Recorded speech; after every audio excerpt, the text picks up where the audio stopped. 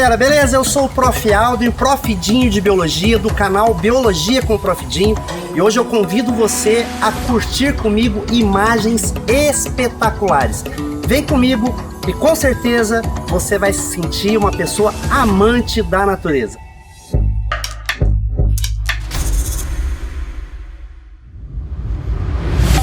A gente está em Palmas, Tocantins, uma mistura de bioma da Amazônia e do Cerrado. E por aqui a gente tem muitos bichos que muitas vezes são alvo de tráfico ou que são atropelados na estrada. E eu vou apresentar para você o lugar onde profissionais da mais alta qualidade cuidam desses bichinhos para colocá-los de volta na natureza ou para que eles sejam destinados a propriedades onde as pessoas vão cuidar bem deles. Estamos aqui, já chegamos, no Cefal e vamos ter uma conversa muito legal sobre o Cefal do Naturatins. Com quem? Com uma pessoa extremamente especial, que é a Bia. Oi, Bia! Tudo bem, Bia? Bom dia! Bom dia, professor, tudo bem? Seja bem-vinda. Eu que agradeço, Bia, nossa oportunidade de estar aqui com vocês no Cefal do Naturatins. E eu queria saber um pouquinho mais sobre o Cefal. O que é o Cefal? O Cefal é o Centro de Fauna do Tocantins, e ele é composto por duas unidades, uma delas é o CETRAS, o Centro de Triagem e Reabilitação de Fauna, que recebe e acolhe os animais provenientes de tráfico, acidentes, atropelamentos, e o CIAMB, que é o Centro de Interpretação Ambiental, que é o componente educativo, onde a gente promove informações, palestras, divulgação sobre o cuidado e proteção à fauna silvestre. Agora, esse trabalho de vocês é um trabalho assim maravilhoso. Eu acho que toda a população tem que entender o valor desse trabalho. Como que esses animais chegam aqui para vocês?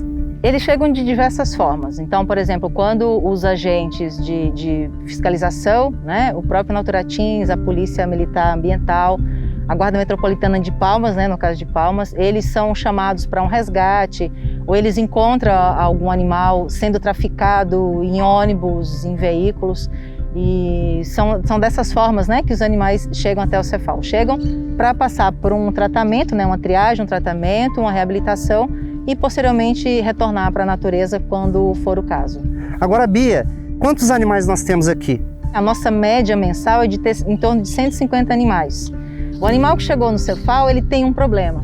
Então ele chega aqui porque algo aconteceu no ambiente dele, ele foi retirado do local de vida dele, ele foi maltratado, a pessoa tirou e trouxe para criar porque ela acha que ela poderia criar ele como um animal doméstico e não é. Então, assim, quando ele chega no Cefal, significa que algo aconteceu e que a sociedade não entendeu bem qual era o papel dele na natureza e tirou ele de lá de alguma forma. Então, assim, os animais quando chegam aqui para nós, eles estão sofrendo o impacto de terem sido retirados do seu ambiente natural. Pode ter sido pelo desmatamento, porque desmatou, ele perdeu o seu abrigo, o seu local, ele vai fugir. Ele entra na cidade, ele é capturado, ele é atropelado. O mesmo efeito faz a queimada. Às vezes a queimada é mais cruel ainda, porque o animal não consegue fugir. Um tamanduá-bandeira, por exemplo, ele vai ter dificuldade de se deslocar com o incêndio que está acometendo ali aquela vegetação, e ele queima aquela cauda longa, cheia de pelos, queima as patas. Em 2020 a gente viu incêndios brutais acontecendo em vários biomas, especialmente no Pantanal, e isso dizima a fauna. Então isso é um impacto preocupante. Nós aqui do Tocantins temos uma grande missão de proteger o cerrado. Essa é uma responsabilidade da sociedade inteira, do governo, cada um fazendo a sua parte, mas o cerrado está aqui e está nas nossas mãos garantir que os animais e as plantas, e todo o bioma, as águas do cerrado, que são importantes para o país inteiro, que sejam bem tratados e protegidos. Bia, você poderia então contar para a gente um pouquinho da história de alguns desses animais, falar um pouquinho como é que é a triagem deles, como é que é a nutrição, a alimentação deles, porque eles chegam aqui, precisam de uma triagem, de uma alimentação, e eu sei que cada um tem uma história. Você pode contar um pouquinho pra gente? Te convido para ir lá conhecer então o trabalho do Daniel, do Gabriel e toda a equipe que está presente no Cefal.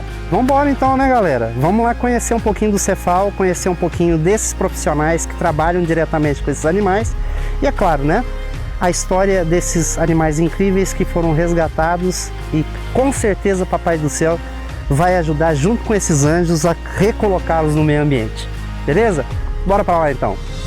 Amiguinhos, estamos aqui com o Daniel, que é coordenador do CETRAS do Cefal. Bom dia, Daniel. Bom dia, professor. Queria saber, Daniel, de você, como que é a chegada desses animais aqui? Eles têm uma triagem, tem um centro de triagem? Outra coisa que eu gostaria de saber é, dessa triagem, eles vão para uma parte clínica? Fala para mim como é que acontece essa chegada e essa parte clínica. Ô, professor, com certeza. Aqui, na verdade, é o Cefal, que é o Centro de Fauna, né? E dentro do Centro de Fauna funciona o CETRAS, que é o Centro de Triagem e Reabilitação de Animais Silvestres. Então, todo animal vítima de tráfico, vítima de queimadas, atropelamentos, maus tratos, esses animais são resgatados ou são entregues voluntariamente ou são apreendidos e são trazidos aqui para o Centro de Fauna. Chegando aqui, professor, esses animais recebem todo um atendimento. Primeiramente, eles vão para a área de clínica, onde acontece uma triagem. Nessa triagem a gente faz a biometria do animal, então a gente tira algumas medidas já para colocar num banco de dados. E a partir daí o médico veterinário faz uma análise clínica do animal. Então, dependendo da análise clínica, ele fica na internação do hospital ou ele fica numa quarentena. O animal nunca é direcionado diretamente lá para os recintos. Ele sempre fica um período na parte de internação ou de quarentena para poder verificar se vai acontecer alguma doença, se tem algum problema na alimentação. E aí, após isso daí, o médico veterinário carimbando a condição clínica do animal, pode ir para o recinto, a gente leva ele lá para juntar com os outros animais e começar o processo de reabilitação. Eu queria avisar a população que a entrega voluntária ela é anônima. Então, grande parte dos animais que chegam até a gente são animais que são encontrados no quintal, um cidadão que passa numa BR, vê um animal atropelado, mas ele está vivo ainda. Então essa pessoa ela vem e faz a entrega na sede do Naturatins ou aqui no próprio Cefal e essa entrega ela é anônima. Tá? Então a maioria desses animais chegam graças ao bom coração da população. Tá certo. Então depois dessa clínica, né, depois que eles chegam, tem essa triagem, você me disse que são animais que chegam com atropelamento, queimados. É claro que a gente tem que perceber que há uma necessidade de um controle de alimentação, de nutrição deles. Como é que funciona essa parte da nutrição? Professor, a parte da nutrição, na verdade, é uma das partes mais importantes que tem dentro de um centro de triagem ou mesmo zoológico, onde a gente tem animais que estão em cativeiros, privados de liberdade momentaneamente. Os animais aqui dentro do centro de triagem, todos eles recebem uma dieta específica. O porquê? Quando a gente trabalha só com uma espécie animal, a alimentação dele é super fácil, é super tranquila, porque só temos uma espécie. Aqui nós temos em torno de 40 espécies, 30 espécies de animais, cada um com a sua especificidade de alimentos e a sua particularidade também e a sua exigência nutricional. Então, cada dieta de cada animal, ela é balanceada, ela é pesada todos os dias pelo tratador ali dentro, pela menina que prepara a parte da alimentação e mesmo assim é feito o acompanhamento todos os dias com pesagem do antes e do depois do alimento, para a gente poder mensurar aí o consumo do alimento, do animal, se ele está comendo bem, se ele não está comendo, se ele está ganhando peso ou se ele não está ganhando peso. Daí a importância de fazer essa dieta bem balanceada. O porquê que a gente pica todos os alimentos, né? E sendo que o animal na natureza, ele não vai encontrar um alimento cortadinho, picadinho. A função da gente cortar esses alimentos em vários pedaços pequenos é para todos os animais terem acesso a todas as frutas. Se eu coloco uma bandeja com banana, com mamão e com pepino lá dentro, por exemplo, para araras, um exemplo, as mais fortes vão vir e vão comer a banana e o mamão. E as mais fracas vão sobrar o pepino, porque o alimento está inteiro, o animal ele vai pegar o alimento inteiro e vai carregar. Então, quando a gente pica em vários pedaços, aquele animal mais fraquinho vai conseguir chegar e pegar um pedaço da banana, um pedaço do mamão, um pedaço do pepino. E outra coisa, para a gente poder finalizar a nossa conversa, é claro que o estado do Tocantins sempre tem aberto espaço para poder manter esse Cefal, né? Manter as atividades de vocês, é claro que sempre vem mantendo, né? Só que nós sabemos que existe a possibilidade de doações, né? Vocês mesmos fazem palestras e nessas palestras ocorre a troca, né? Não pede dinheiro, mas sim pede, por exemplo, o leite. o leite zero, lactose e tudo. Existe uma possibilidade de uma pessoa que se sensibilize com esse trabalho bonito de vocês e fala assim, não, eu quero doar fruta, eu quero doar carne, eu quero doar alguma coisa para ajudar lá esse trabalho de vocês. Existe uma forma onde ela pode entregar essas doações? Professor, existe sim. A necessidade do CETRAS hoje é muito grande, a demanda que a gente tem de animais e de alimentos também cada vez aumenta. Infelizmente não para de chegar animais para a gente reabilita, solta e sempre chega, porque sempre tem aquele processo do ser humano que está envolvido diretamente aí com esses animais que chegam até aqui. E assim, são 4, 8, 10 alimentações por dia por cada animalzinho desse. Então assim, a gente tem o apoio do nosso governo do estado do Tocantins para adquirir os nossos alimentos, porém a gente aceita essas doações porque tem vezes que chega apreensões com muitos animais. A gente aceita o leite, a gente aceita frutas e aceitamos também suplementos vitamínicos. Usamos muitos. Onça pintada, por exemplo, deficiência de taurina, e assim vai por cada animal que chega aqui dentro. Muito obrigado, Daniel. E olha, pessoal, bora para lá conhecer os animais?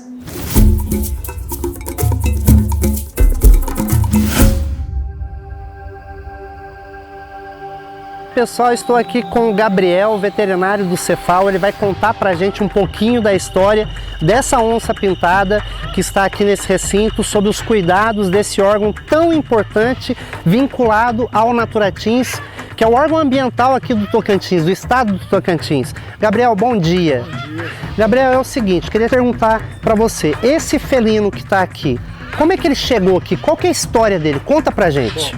Esse felino ele veio oriundo já de cativeiro, de um dos parceiros que a gente tem, uma fazenda parceira aqui do Naturatins, onde eles possuem alguns desses animais. Esse exemplar, no caso, ele teve uma irmã, foram um parto de 2 filhotes, né, e foram encaminhados para o Naturatins para tratamento. Com a chegada desse animal foi observado que é um animal de valor genético, né? Então por isso foi destinado à fêmea para reprodução e ele ficou aqui para conservação de material genético. E eles chegaram aqui bem pequenininhos aqui? Bem filhotinhos, a mamadeira. Que legal, cara. E conta pra mim, às vezes a pessoa vê assim, poxa, um felino, né, tão bonito como esse, né, preso num cativeiro, né, preso numa gaiola, né, e às vezes a pessoa não consegue entender que o animal nascido em cativeiro ele é diferente do animal nascido, por exemplo, na floresta, né? Existe essa diferença?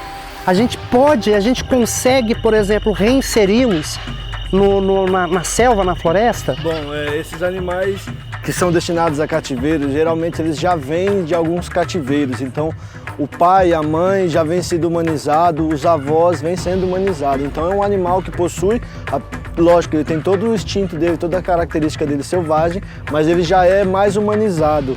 Esse exemplar nosso aqui, que a gente possui, ele é um animal bem tranquilo, bem calmo, obviamente não tem contato, a gente não entra no recinto quando o animal está solto, mas ele possui um comportamento bem humanizado. Eu acho interessante porque o trabalho de vocês com relação a esses animais, a gente vê realmente o cuidado que vocês têm com relação a uma série de fatores, né? Eu tenho certeza que a parte clínica, né, que vocês médicos, veterinários fazem com esses animais é justamente uma parte clínica para deixar esses animais em perfeitas condições de saúde, né, comportamental, saúde física.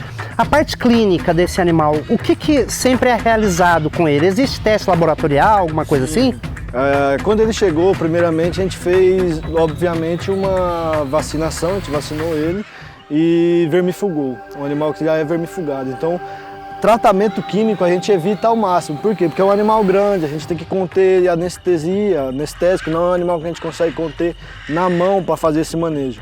Então é feito o vermífugo nele, de 6 em 6 meses, e a alimentação aí vem todo um trabalho técnico, né? A gente tem todo um suporte, tanto de zootecnista, biólogo, agrônomos, tudo feito para que esse animal tenha o score corporal devido e a saúde preservada.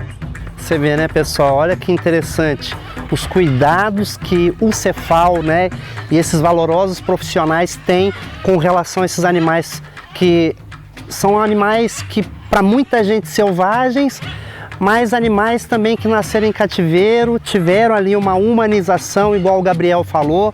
mas não tem condição, né, Gabriel, de voltar ele para o meio, por exemplo. Eles nunca, tanto como eu falei assim, vem já de gerações de cativeiro, então essas gerações elas não aprenderam a caçar, ela depende exatamente da comida, tanto que o trabalho nosso aqui é todo dia, tem alimentar e é assim que é feito, entendeu?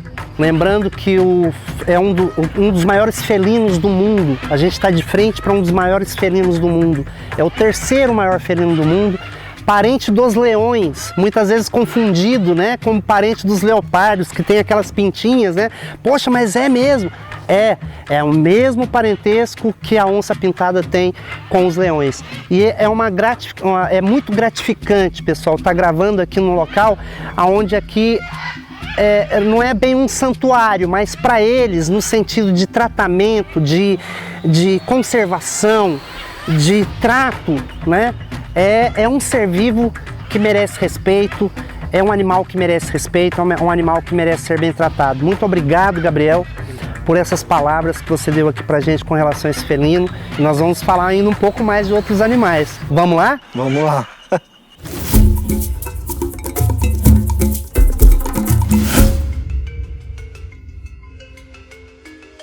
Gabriel, conta pra gente um pouquinho, fala pra gente sobre o lobo-guará.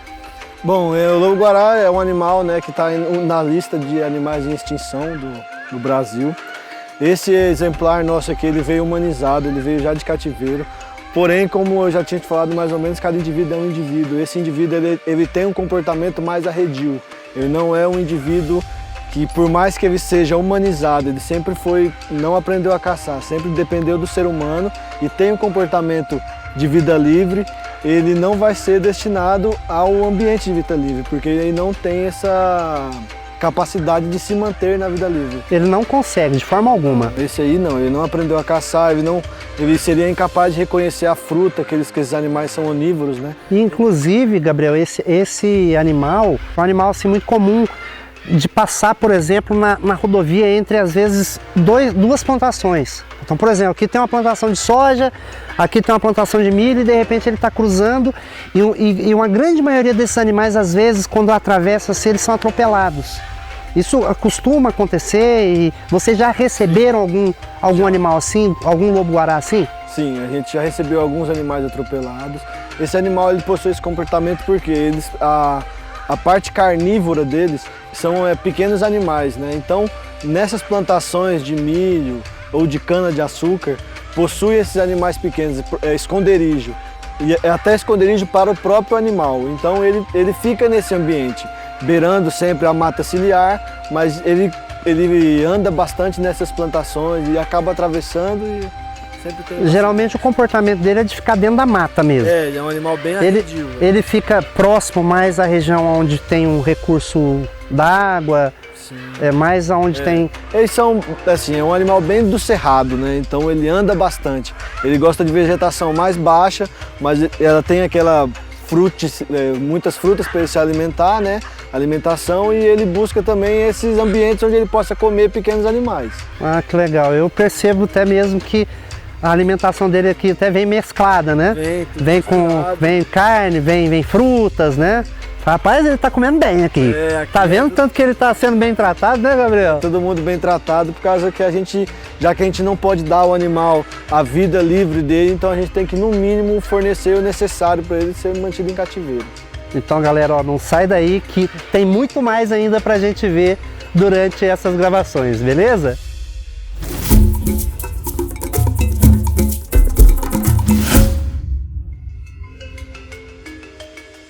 E agora, nesse momento, no recinto do bugio, né? Do gênero Alouatta, né? Alouatta. Gênero Alouatta. E nós estamos aqui no recinto da loirinha, né, Gabriel? Fala pra gente um pouquinho desses primatas aqui que vocês têm. Tá. Esse animal aqui, na verdade, a gente recebe até bastante primatas, porque são animais que a população costuma humanizar eles. Então a gente recebe esses animais, esses especificamente, foram animais que a pessoa criou, tudo, mas quando o animal chega a um certo tamanho, ele não tem condição de manter nem estruturalmente, nem comportamentalmente, nem nutricionalmente esse animal. Então ele recorre ao órgão para que o órgão mantenha esse animal e aí a gente faz a possível destinação. Complicado, né, Gabriel? Porque é aquele negócio, né? Pega ali bonitinho, né? Às vezes retira da natureza, aquele animalzinho, ai que fofinho, peludinho, dá a mão pra mim, sorri, brinca comigo, pula pra um lado pro outro, começa a dar comidinha ali pra ele, só que a hora que o bicho fica grandão e começa a dar despesa, não, vamos recorrer ao Cefal. Ainda bem, né, gente, que tem um Cefal para poder fazer esse trabalho, né? E todos os tratadores que estão aqui, ó, alimentando esses bichos aqui, rala pra caramba, para dar para eles aqui um bem-estar, para poder cuidar deles.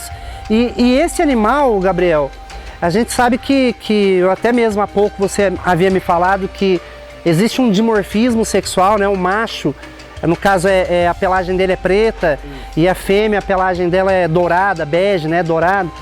Como é que é a diferença desse para aquele outro recinto onde a gente tem aquele outro gênero aloata, que é o Beelzebub, né?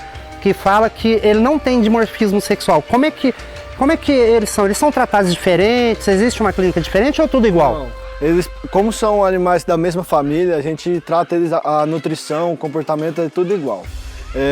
Esses aqui estão num recinto separado, por quê? Porque eles chegaram, a gente fez uma quarentena, né? Porque todos os animais que chegam são feitos essa triagem.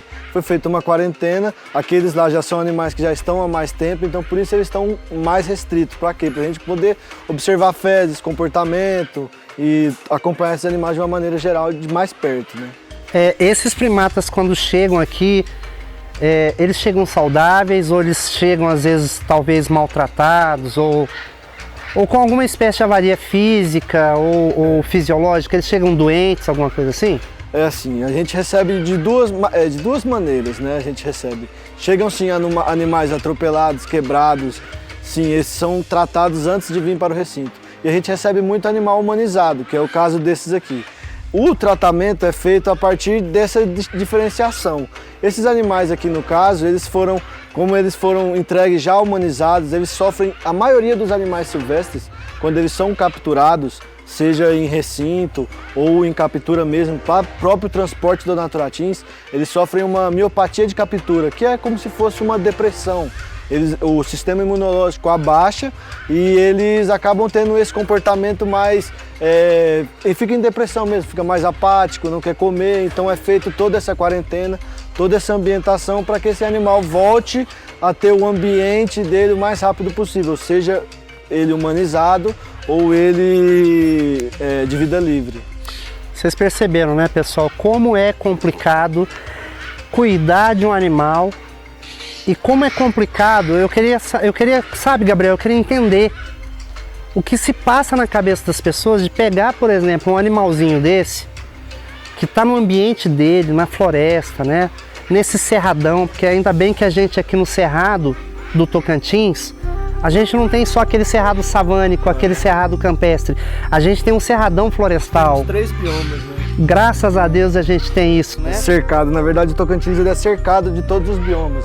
Então a gente tem aqui todas as espécies de todos. Aqui a gente fala que o Tocantins é um estado de transição. Então a gente recebe muitos animais de outra vegetação que apareceu, foi capturado ou apreendido no Tocantins, que vem para cá. A gente trata e aí a gente destina esses animais para o estado dele de origem. Então, pessoal, se conscientize disso, por esse trabalho valoroso deles. E outra coisa, gente, não dê margens à biopirataria. Biopirataria fomenta aí uma série de crimes ambientais e, ao mesmo tempo, além desses crimes ambientais, rendem nas mãos desses biopiratas milhões e milhões de dólares. E isso não pode acontecer, isso é uma riqueza nossa, nós temos que proteger essa riqueza, nós temos que deixar essa riqueza livre, no seu ambiente natural.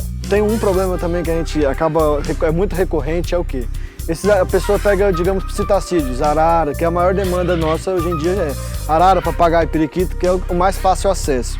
Então esses pessoais pegam esses animais, criam, e esses animais têm expectativa de vida de 60, 80 anos. Então o animal chega às vezes pra gente com 4, 5 anos a pessoa já não aguenta mais ou muda de residência ou alguma coisa interfere que esse animal já não é mais bem visto. A gente faz um acompanhamento, é demorado, é no caso assim de 4, 5 anos, dependendo da situação que o animal veio, como a gente fala assim, do individualismo do próprio animal, que eu já tinha te falado, se ele é mais humanizado ou ele é mais arredio. E com isso a gente consegue mais diferenciar o tratamento que é feito, né? Esses animais ficam em média de 3 a 4 anos conosco. Ah, é muito tempo, mas esses animais vivem 80 anos. Então, o que é um trabalho que a gente tem que fazer, é demorado, sim, mas quando é feita a soltura é muito gratificante. Esses animais vão viver o resto da vida deles e todos esses anos na natureza, que é o lugar de origem. Eu fico muito agradecido por você estar colaborando com a gente nessas gravações, de poder mostrar essa realidade de vocês, né? O próprio Naturatins, ele tem um protocolo, porque aqui a gente é um CETAS, a gente trata para soltar. Então a gente não aceita, os tratadores não falam em hora nenhuma dentro do recinto, para que os animais não aprendam a falar nesse carinho. São só com animais humanizados, é tudo diferente, é tudo dividido, onde o animal está humanizado, onde não é humanizado. Então tem todo esse acompanhamento para que esse trabalho seja feito da melhor maneira possível. Vamos ver mais animaizinhos aí que a gente está cuidando, né?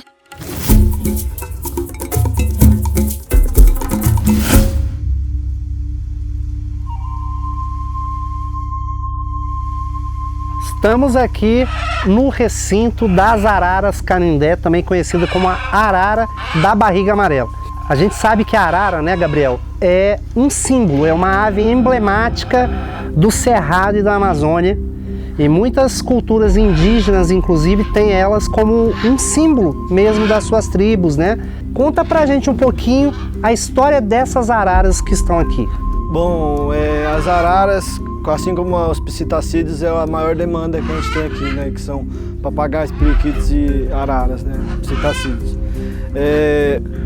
A gente recebe muitos animais machucados, ambientados ou que são encontrados humanizados de cativeiro. Então a gente introduz, eles são o quê? São animais de grupo também. Então o que a gente faz? A gente introduz eles no grupo, porque como são animais monogâmicos, eles formam um par pro resto da vida. Então a gente introduz no grupo, espera ele ambientar, formar esse par para aí possível destinação desse animal. Se são pares de animais de vida livres que vão ser destinados à natureza, ou se são animais onde do casal não tem essa característica, então aí eles ficam em cativeiros. Aqui atualmente nesse recinto a gente já conseguiu destinar os animais que não têm capacidade de voo, que de alguma maneira não conseguem voar, seja quebrado ou por alguma deficiência nutricional, já foi retirado desse ambiente. Aqui aí eles são aptos a treinar, a voar e tudo para ser destinado à natureza. Então assim, vocês conseguem observar, por exemplo, mesmo que seja um casal que é monogâmico, então é aquele casal que vai ficar pro resto da vida, vocês conseguem analisar ali no comportamento tanto do macho quanto da fêmea quem pode ou não voltar para o ambiente. E geralmente isso é uma questão física, às vezes um defeito, um problema que não consegue voar, ou também eu posso dizer que pode ser também uma análise comportamental que vocês fazem do animal. Toda uma análise é um trabalho feito, na verdade, os dois, tanto físico quanto comportamental. Porque muitas vezes desses animais eles estão aptos a voar, só que são humanizados. Esses animais não reconhecem uma árvore frutífera, então eles não têm condição de se alimentar no ambiente. Então esse animal, especificamente, ele não teria condição de ser solto.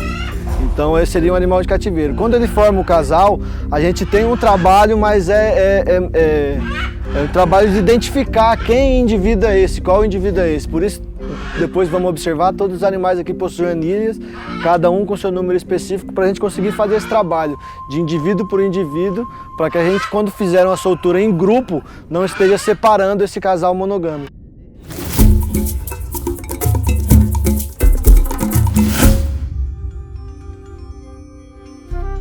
Então, pessoal, vamos falar um pouquinho do mão pelada, também conhecido como guaxinim sul-americano. Gabriel, fala um pouquinho da Lady. Pessoal, olha o nome dela, Lady. Como é que é? A Lady, ela é uma mão pelada, né? Ela veio filhote já, ela é um dos animais mais velhos que a gente tem aqui no órgão. Ela veio já de um antigo CETAS que a gente tinha aqui, que era a regional era em Araguaína. E ela foi criada, veio receber o filhote, né? Ela foi criada com mamadeira, tudo. Quando foi feita a criação do Cefal aqui em Palmas, aí a gente trouxe ela para cá para reabilitar ela, para ela ficar melhor. Ela é um animal de cativeiro, ela não vai ser destinada à vida livre, ela é bem mansa, então a gente não tem como introduzir ela de novo. O guaxinim sul-americano, né, que é o mão pelada aqui do Cerrado, ele também consegue dispersar essas sementes assim como outros animais. E isso é importante, né, Gabriel? Com certeza. Esses animais, eles têm hábitos noturnos, então muita gente não sabe que a gente tem essa espécie tão parecida com o que eles veem no cinema aqui no nosso Brasil, no nosso bioma. Tem muita gente que não sabe.